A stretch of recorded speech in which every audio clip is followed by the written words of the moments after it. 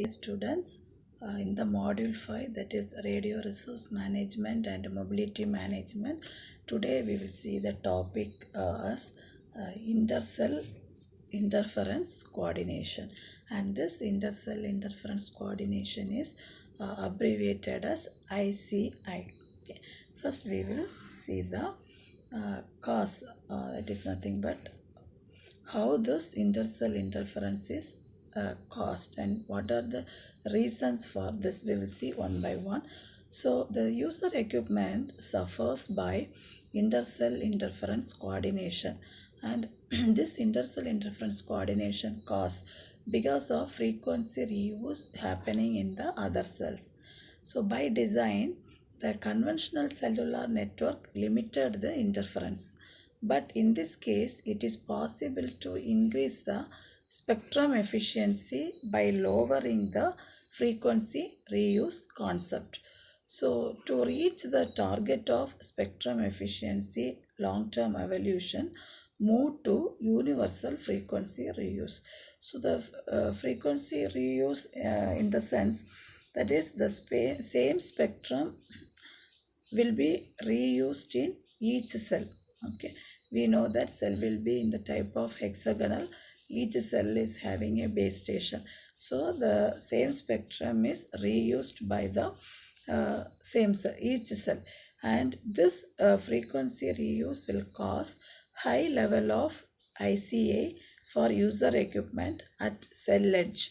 Okay, and also this long-term evolution will increase all the cell edge throughput and the main intention of this intercell interference coordination is to reduce the action of severity of few techniques. For that, to few techniques is used for downlink and uplink transmission.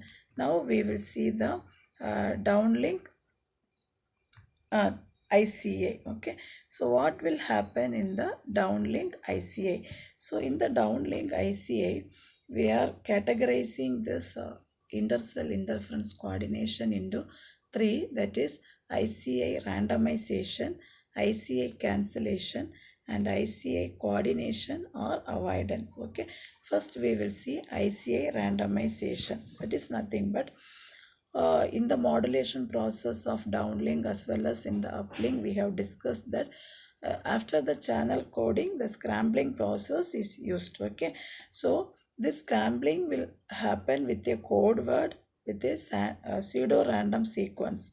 So whenever after the channel coding, scrambling the code word with a pseudo random sequence, this ICA randomization technique has been achieved, or that process can be achieved. So what will happen in ICA randomization? In ICA randomization is applied in systems such as UMTS. Okay, and we will do the scrambling in cell specific basis so that this ICA from neighboring cell is randomized, and then interference will be suppressed. So such a way we can suppress the ICA using the randomization technique. The next we will see the downlink cancellation, that is ICA cancellation. So using this ICA cancellation, how we are going to suppress the ICA? So here available, so you see the antenna available elements or the transmitter or receiver. We know that in the transmitter there will be antenna as well as in the receiver there will be antenna, and these antenna elements will used to suppress the undesired signals in the same time. Okay, and also the same time this will enhance the power of our wanted signals. Okay, so in the multi-antenna system, the channel is multi-dimensional, and the dimension of the channel can be applied to null interference in certain direction. So this ICA cancellation can also performed in spatial domain. Okay, such a way we can reduce the or suppress the ICA using this method. So here user equipment is able to decode the interfering cells, and this is able to generate the generate IC will generate and then subtract them from the desired signal, and this can be decoded through the physical downlink control channel.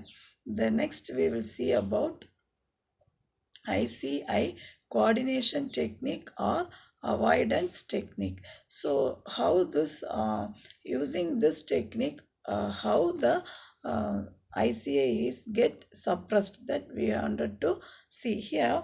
Applying the restrictions in the downlink resource management between the neighboring cells, okay.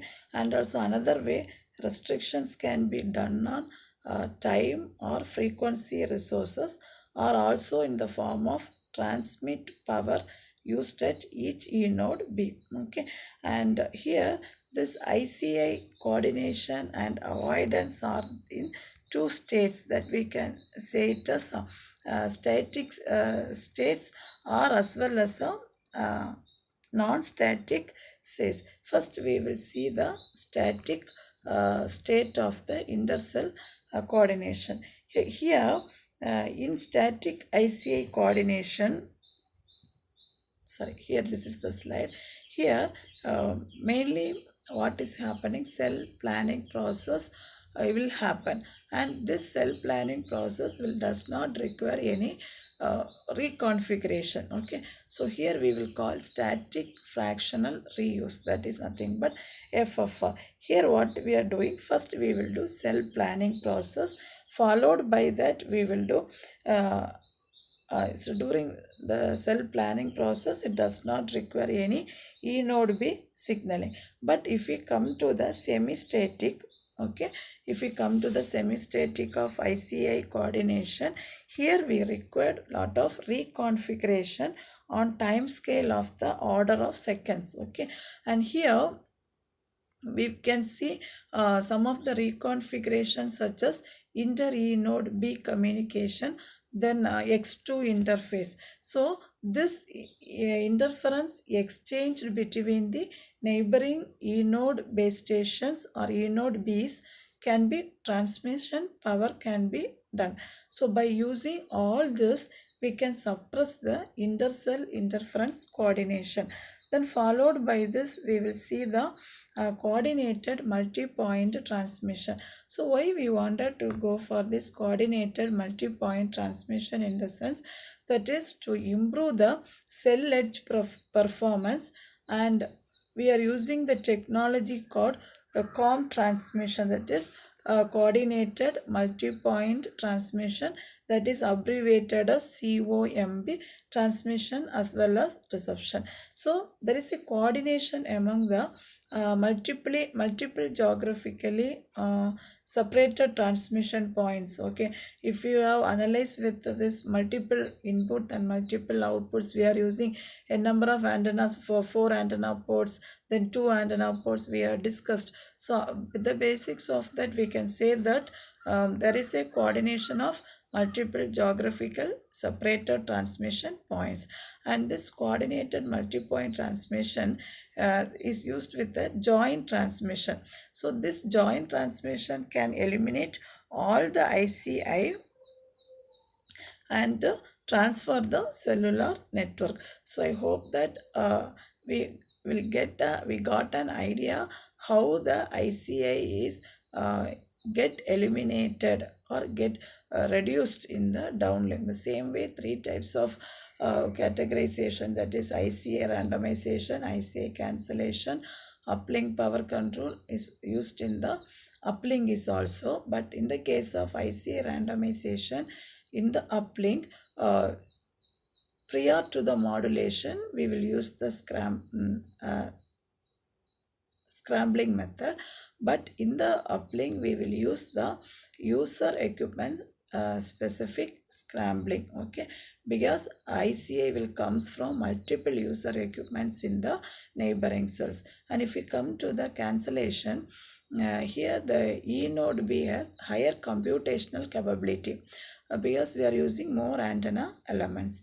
Then coming to the uplink power control, This is the very good way to suppress the ICA, and we are using fractional power control in LTE. And if you think about the ICA coordination and avoidance, here in the uplink we will see FFC, but in the coordinated multi-point reception, we are using here also COMB. That means multiple E-node Bs of transmitted signals. Okay, the same way that geographically separated user equipment.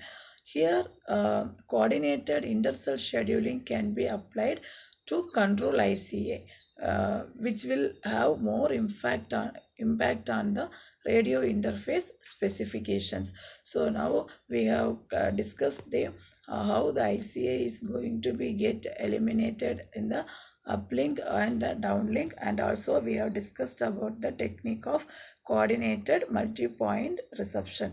Hope everyone has understood this. Thank you.